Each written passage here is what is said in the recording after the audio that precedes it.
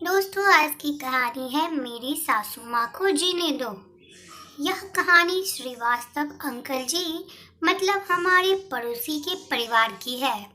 वे सबकी मदद करते थे, बड़े ही भले इंसान थे और उनसे हमारे पारिवारिक संबंध थे। उनके तीनों बेटे दूसरे शहरों में नौकरी करते थे। तीनों ब्याहता बेटियां में से मंजली और छोटी यही मुजफ्फरपुर में रहती है। कुछ 2-3 दिनों में बीमार थे तो सिंधु जी मतलब उनकी पत्नी ने बेटों को खबर कर दी थी। बड़ा बेटा विनय और उसकी पत्नी सिया तुरंत फ्लाइट पकड़कर अपने बच्चों के साथ आ गए थे और उनकी सेवा में लगे थे। मंझले और छोटे ने कहा, अभी तो भैया आ गए हैं, हम लोग 1-2 दिन में छुट्टी लेकर पहुंच जाएंगे। बड़ी बहू सिया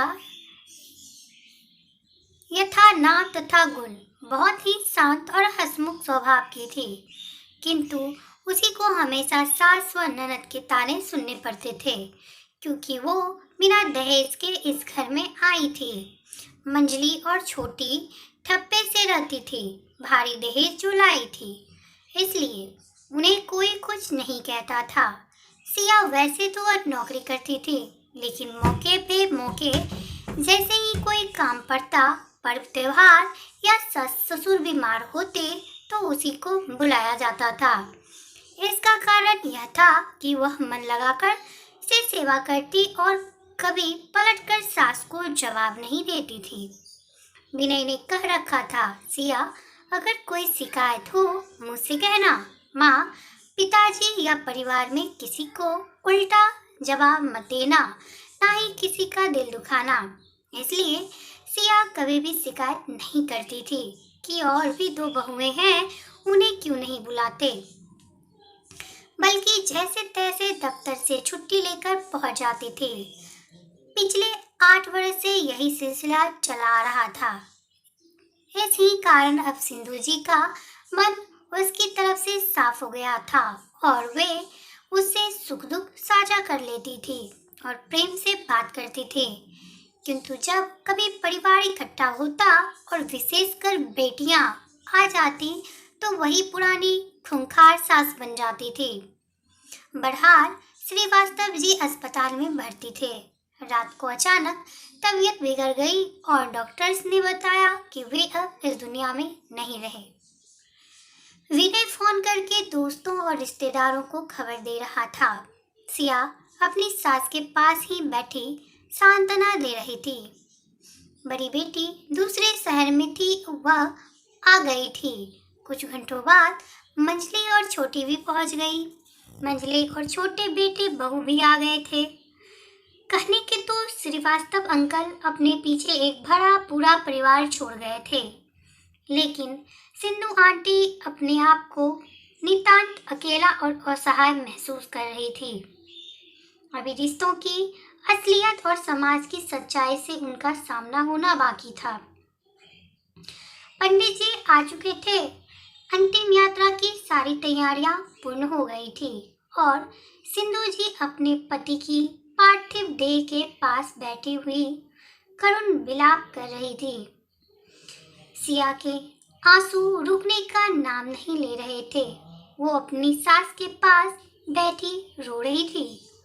सिंधु जी की बड़ी बेटी दहाड़े मारकर रो रही थी। मंजली बेटी, छोटी बेटी और मंजली बहू औपचारिकता करते हुए नजर आई। छोटी बहू जो 2 महीने पेट से वो एक तरफ सोफे पर निर्विकार रूप से बैठी हुई थी।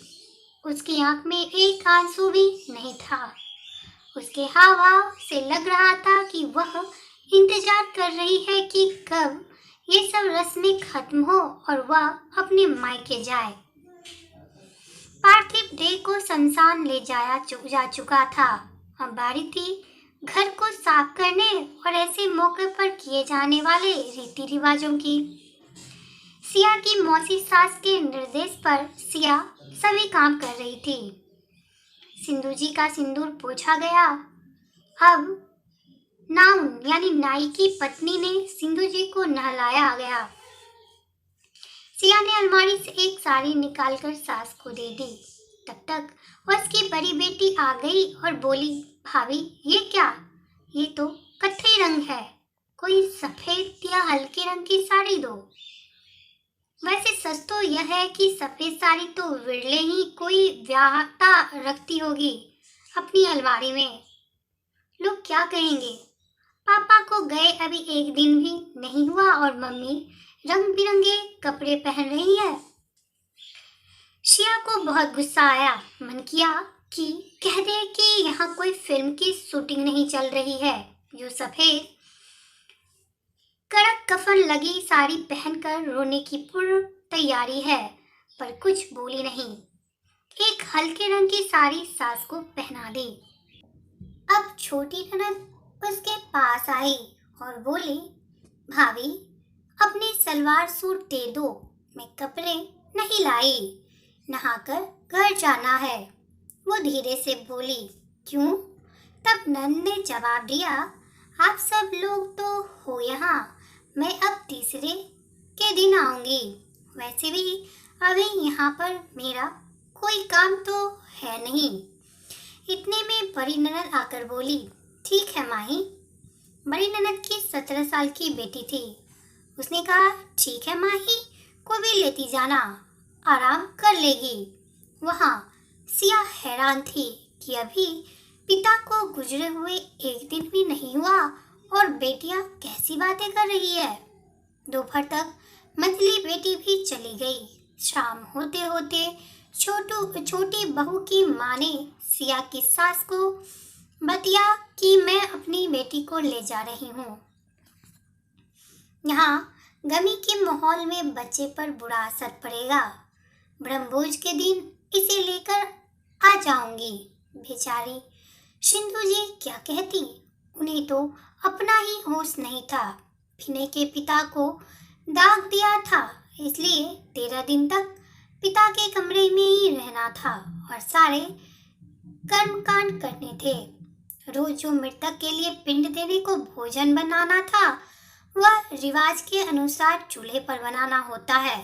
सिया ने अपनी जिंदगी में कभी चूल्हा देखा भी नहीं था, लेकिन आजकल रोज उसी पर जैसे तैसे खाना बना रही थी, क्योंकि रिवाज है।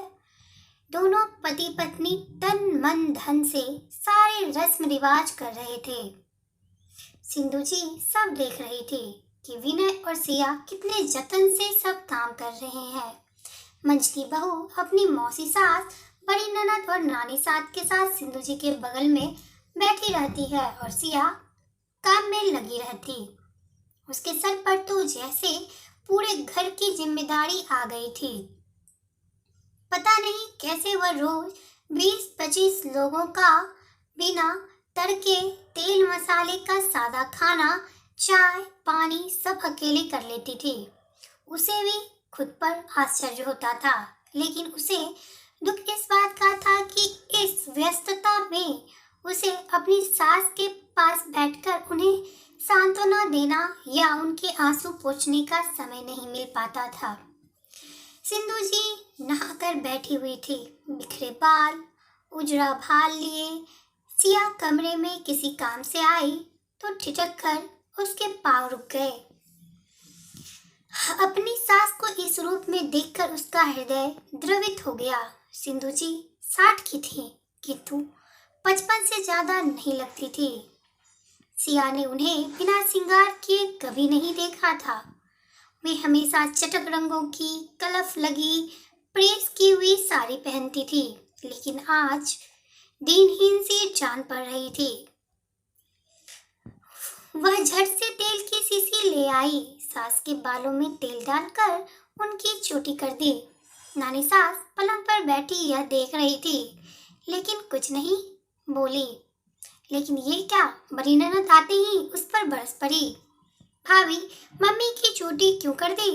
13 दिन तक साबुन नहीं लगाते हैं और ना ही कंघी करते हैं, पलंग पर सोते भी नहीं है, यह रिवाज है। तो सिया ने जवाब दिया, दीदी अब तो 10 दिन हो गए हैं, मम्मी के बाल उलझ गए थे, इसलिए। नानी सास बीच में बोली, कोई बात नहीं, आजकल कोई नहीं मानता ये सब।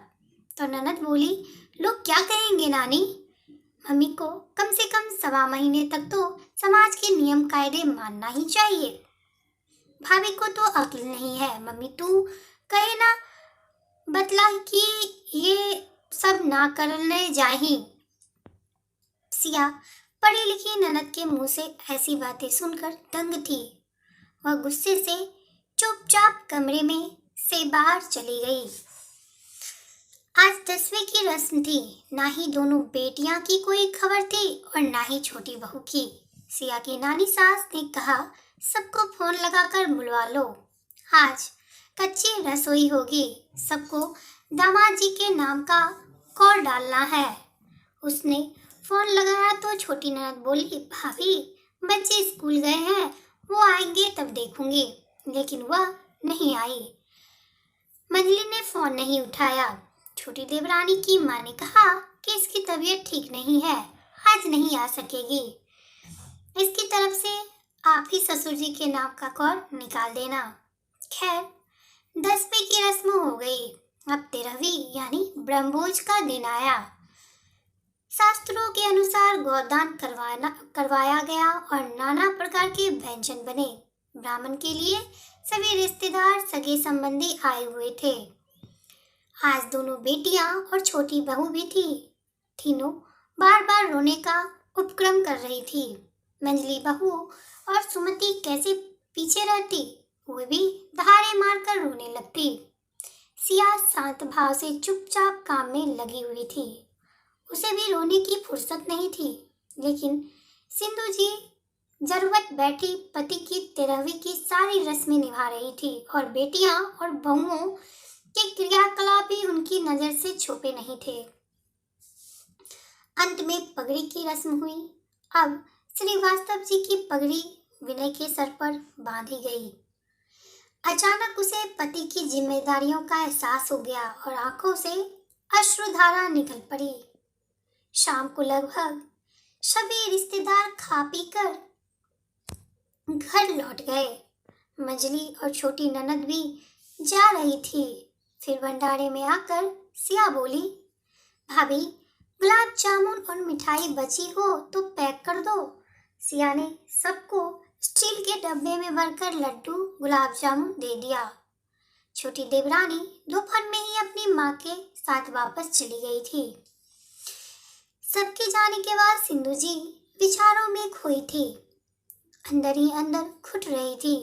सोच रही थी, छोटी बहू को आए तो अभी 1 साल ही हुआ है, लेकिन मेरी अपनी बेटियां, उन्हें भी मेरी कोई परवाह नहीं। हमने तो कभी बेटा बेटी में फर्क नहीं किया, सबको पढ़ाया लिखाया, इतना दान दहेज देकर शादी की, सबकी डिलीवरी में सेवा की। छोटी की जुड़वा बेटियां हुई तो कैसे संभालेगी दोनों को एक साथ, यही सोचकर 3 साल तक यही घर पर रखकर सेवा की। इनके पिताजी भी बेटियों और नाती नतनियों को पर्व त्योहार पर कितना सगुन देते थे। मुसीबत में रुपया पैसा से तीनों दामादों की हमेशा मदद की। आखिर कहाँ कमी रह गई जो आज उनके जाते ही मेरी बेटियों ने मुझे पराया कर दिया। माँ के प्रति इतनी संवेदनाहीनता।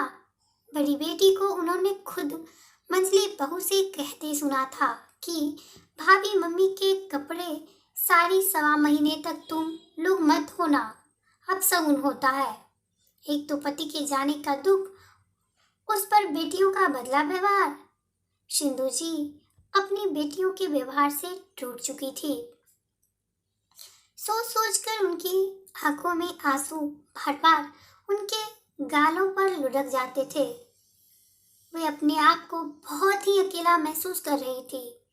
आज उनकी माँ और बहन भी सिया को सास का ध्यान रखने का बोलकर चली गई थी। कल बड़ी बेटी भी लौट जाएगी। शाम को बड़ी बेटी सुमति सिंधु जिसके पास आकर बोली, मम्मी तेरी अलमारी की चाबी देना जरा। उन्होंने चुपचाप चाबी दे दी। सिया भी उनके कमरे की सफाई कर रही थी। तभी सुमति ने माँ की अलमारी खोली और छांट कर सारी नई साड़ियाँ जो आज तक पहनी नहीं गई थी निकाल ली। सिया ने पूछा, क्या कर रही हैं दीदी? कुछ नहीं सिया, मम्मा क्या करेगी अब इन साड़ियों का? वैसे भी साल भर तो अब कहीं जाना नहीं है माँ को। लेकिन दीदी, ये वाली साड़ियाँ तो पिछले महीने मम्मी जी ने अपनी पसंद से मेरे साथ जाकर कितने चाव से खरीदी थी। इसे रहने दीजिए, अभी नहीं तो थोड़े दिन बाद पहन लेगी। सुमति बोली, भाभी तुम्हें कोई साड़ी पसंद है तो तुम भी ले लो। अब वैसे भी अब मम्मी को इतनी भारी साड़ियाँ नहीं पहनना चाहिए। और हाँ, कल मैंने सबके सामने कुछ नहीं कहा, लेकिन हाँ, 1.25 महीने तक माँ को बिना नमक का ही खाना देना, यही रिवाज चलता है यहाँ। मेरे ससुर जी शांत हुए थे तो मेरी सास ने सारे नियम फॉलो किए थे। तभी सिया की मंजली देवरानी आ गई। बोली, दीदी कल मम्मी कितनी तेज आवाज में भैया को बुला रही थी। आप उनको समझाओ कि थोड़ा धीरे बोला करें, अच्छा नहीं लगता, लोग बातें बनाएंगे। सुमति बोली, हाँ मैं समझाऊंगी माँ को, ये सब अच्छा नहीं लगता, लोग क्या कहेंगे कि श्रीवास्तव जी की पत्नी और परिवार को उनकी मौत का कोई दुख ही नहीं है। शिया शुरू दिन से ही देख रही थी ये सब नाटक। उसके सब्र का बांध टूट गया, अब उससे रहा नहीं गया तो वह बोल पड़ी, दीदी भगवान ना करे यदि पापा जी की जगह मम्मी जी को कुछ हो जाता तो क्या वो भी ये नियम कायदे करते? शिया तुम पगला गई हो क्या? समाज आदमियों को ये सब करने को नहीं कहता। दीदी मम्मी के कपड़े छूने से छूट लगती है, उनकी नई साड़ियों में छूट नहीं लगेगी आपको। सब लोग अच्छा खाना खाएंगे, मम्मी जी सब्जी में नमक भी नहीं खा सकती। कैसे खाएंगे बिना नमक का रूखा सूखा भोजन? ससुर जी की अब सबके भी तो पिता थे, तो फिर यह सब नियम कानून सासू जी पर ही क्यों लागू हो? किन लोगों की बात कर रही हो आप लोग और क्यों? दीदी पापा जी की उम्र 75 वर्ष थी, वो अपने सारे फर्ज निभाकर अपना जीवन अपने मुताबिक जीकर गए हैं इस दुनिया से। अरे हम तो बहुएं हैं, लेकिन आप तो बेटी होकर भी मम्मी जी के दुख दर्द में उन्हें सांत्वना देने के बजाय क्या क्यों क्या ना करे की सलाह दे रही हैं। आपको अपनी माँ से ज्यादा दुनिया के रीति रिवाजें की पड़ी है। आप कब से लोग क्या कहेंगे सोचने लगी? लोग तो बाद में कहेंगे, आप तो अभी ही अपनी बातों से मम्मी जी का कलेजा छलनी कर दोगी। दीदी मैं आपसे कह देती हूँ, भगवान के लिए आप ऐसी कोई भी फिजूल बात मम्मी जी से मत कहना। सिया ने कहा, ये भूलिए मत कि ससुर जी दुनिया से गए हैं, सासू माँ अभी जिंदा है। भगवान के लिए उन्हें चैन से जीने दीजिए, उन्हें उनके हाल पर छोड़ दीजिए। कहते कहते उसका गला रुंध गया, आंखों से आंसू बहने लगे। इधर किसी काम से आई सिंधु जी के पांव दरवाजे पर ही ठहर गए। उन्होंने सारा वार्तालाप सुन लिया था, शायद इसीलिए उनका माथा चकरा गया। लड़खड़ाते हुए वहीं दरवाजे के सहारे बैठ गई। सुमति झट से माँ के पास आकर कुछ कहने लगी। उसने क्या कहा वे नहीं सुन पाई, उनका मस्तिष्क शन्न पड़ गया था, हाथ पैर ठंडे पड़ रहे थे, पूरा शरीर पसीने से तरबतर हो गया था। सिया घबराकर विनय और अपने देवर को बुलाई। विनय दौड़कर बीपी मशीन लेकर आया। बीपी 160 था। तुरंत टैबलेट दिया और माँ को पलंग पर लिटा दिया। माँ की आंखें लग गई। थोड़ी देर बाद जब आँख खुली तो शिया चुपचाप उनके पैरों के पास बैठी थी। सिया जी की ये धीरे से पुकारा सिंधु जी को ने सिया को धीरे से पुकारा शिया, तो वह झट से उसके सर के पास आकर बैठ गई और सर पर हाथ फेर कर पूछा, अब कैसी तबीयत है मम्मी? सिंधु जी की फीकी मुस्कान के साथ बोली, अब तबीयत भी ठीक है बहू, और दिमाग भी। सिया ने कहा, मैं आपके लिए कड़क चाय बनाकर लाती हूँ, पीकर ताजगी महसूस करेंगी। तब तक सुमति आ गई और बोली, माँ अब कैसी तबीयत है? मैं ठीक हूँ बेटी, माँ ने कहा। मेरी फ्लाइट की टिकट कल की है, लेकिन अगर आप कहो तो मैं रुक जाती हूँ। नहीं बेटी, अब तो ये जीवन भर का रोना है, ये दुख मुझे अकेले ही भोगना है। तुम जाओ अपना घर संभालो, वरना लोग क्या कहेंगे कि सिंधु जी ने बहुओं के होते हुए भी सेवा टहल करने के लिए बेटी को जबरदस्ती रोक रखा है। तब तक सिया चाय लेकर आ गई, सबको चाय देकर वहीं बैठ गई। सिंधु जी बोली, बेटा तुम अपने ऑफिस से कुछ दिन और छुट्टी लेकर रुक सकोगी मेरे पास? तुम्हारे रहने से मुझे हिम्मत रहेगी। क्यों नहीं मम्मी जी, सिया ने कहा, मैंने पहले ही छुट्टी बढ़वा ली है। सुमति मुंह बिचकाकर दूसरे कमरे में चली गई। अगले दिन सुमति भी चली गई और मंजली बहू भी। सबके जाने के बाद सिया अपनी सास के पास जाकर बैठ गई तो सिंधु जी ने उसका हाथ पकड़कर बोला, धन्यवाद बहू, जो तुम रुक गई। मेरी तो आस ही टूट गई थी। तुम्हारे रुकने से मुझे बहुत हिम्मत मिली है। ये आप कैसी बातें कर रही हैं मम्मी? ये तो मेरा फर्ज है, इसमें धन्यवाद कैसा? क्या आप मुझे अपनी बेटी नहीं मानती है?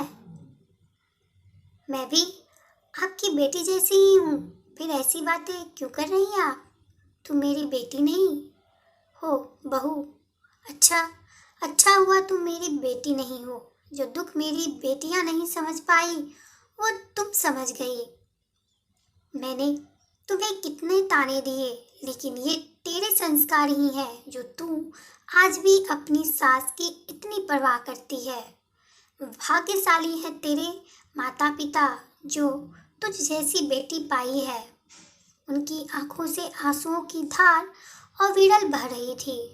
सिया किसी बूढ़ी सयानी की तरह कभी अपनी सास के सर पर हाथ फेरती, कभी उनके आंसू पोंछती रही। दोनों सास बहू एक दूसरे से गले मिलकर रोए जा रही थी। सिंधु जी को रिश्तों की परख हो गई थी। वहीं सिया का मन हल्का हो गया था कि वह अपनी सास का दुख बांट पाए। कुछ देर बाद जब भावनाओं का ज्वार थमा तो सिंधु जी ने कहा, बेटा मैं बहुत खुशनसीब हूँ जो तू मेरी बेटी नहीं बहू है। सिया झट से सासू माँ के गले लग गई, लेकिन एक सवाल उसका पीछा नहीं छोड़ रहा था, वो यह कि इतना प्यार देने और मानने वाली माँ के प्रति अचानक बेटियों का रवैया कैसे बदल गया।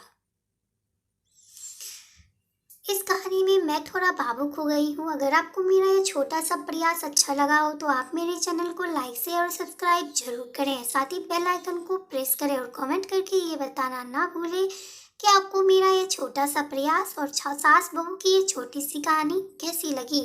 ये एक बहुत ही शिक्षाप्रद कहानी है, इससे आपको बहुत कुछ सीखने को मिलेगा।